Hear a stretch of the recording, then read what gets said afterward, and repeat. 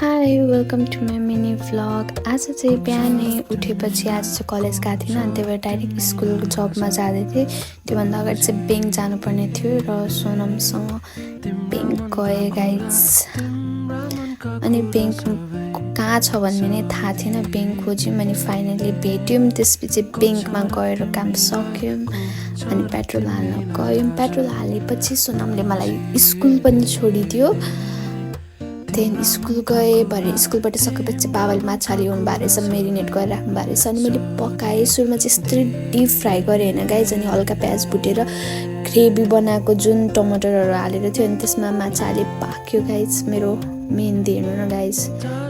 अनि अर्को हातमा चाहिँ मेरो फेरि चुरा छ, अर्को हातमा घडी लाग्छ नि त, त्यही भएर हाम्रो एक्सट्रिम समिराले केही खानु र एक्सट्रिम नखानु मासु हुँदा it's not possible guys. So this much for today, bye.